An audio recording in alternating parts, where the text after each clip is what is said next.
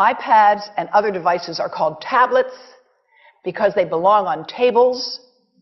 They are tested 20 centimeters away from that big guy that I showed you before. 20 centimeters away. They are not approved to be held in the laps of little children, although millions of kids are having them now in schools because the people involved in educational technology and those involved in public health research are not talking to one another. Because if they were, they would understand that you're giving children a two-way microwave radiating device, and if you must give them such a device for learning purposes, put it on airplane mode so that it's not sending and receiving signals as it does otherwise. Now, this is some new modeling, again, that we've developed with colleagues in Brazil, and we can share with you how we've done it. We first start out with the MRI and create the model with 1 millimeter voxels, and this is quite a bit of work goes into creating this, and here is what it looks like after a period of 6 minutes. And that's really not as bad as it might look because you see the red area only gets partway through the eye of the adult, right? The one that we're really concerned about is this one with the young child. And this is a 3-year-old brain that we modeled. And you see that by the end of that 6-minute call, the peak radiation, yellow and red, is getting all the way into almost both eyes. And again, this is one call, and it's not going to kill anybody. It may not cause any biological effect whatsoever for 1 call or 2 calls or 3 calls. But the question is, what's the cumulative impact of this kind of exposure?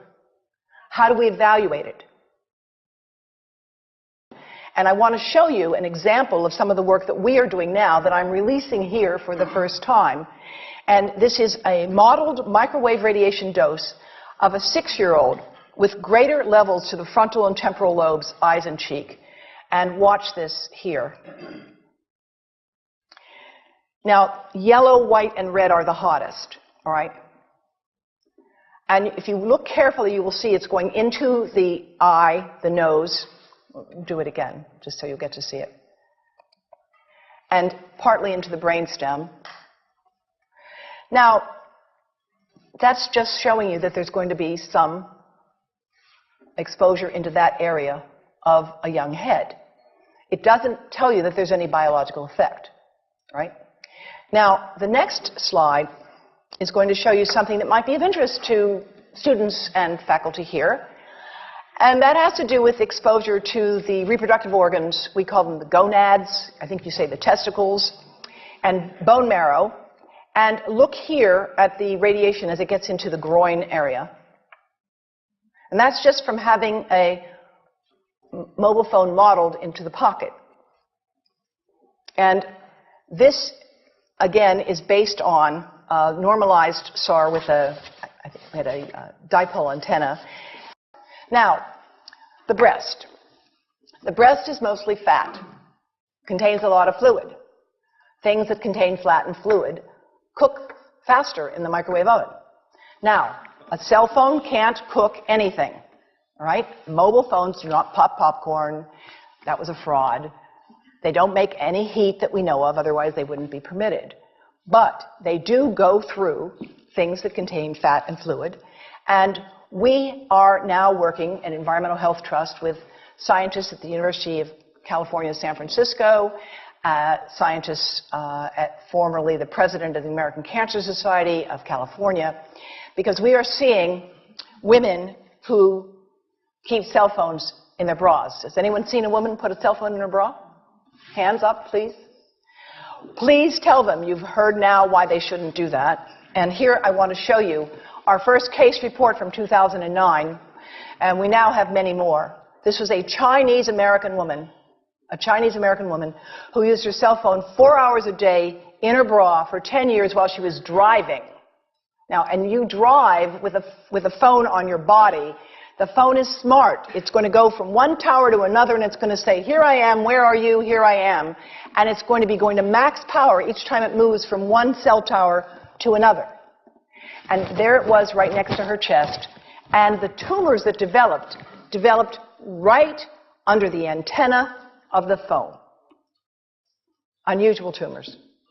But in the meantime, people have a right to know how you can minimize exposure. And again, I think this information is available on our website, will be available on yours. Remember, if you have to give a phone to a child, put it on airplane mode. And think about this. That microwave oven, it works because there's a metal box around the microwave signal, and the signal pings all over the place. Next time you get into an elevator or a train for any length of time, put your phone on airplane mode. Otherwise, that signal is going all over the place, magnifying and coming back. Keep the mobile phone away from you when it's on and you are asleep. Now, it takes a village to do a lot of things. These are some of the people whose materials I've used today with their permission, and I can't read this list to you, but I want you to know that I feel really honored to be working with some of the most talented people in the world on this issue. And they have given me permission to share these materials with you.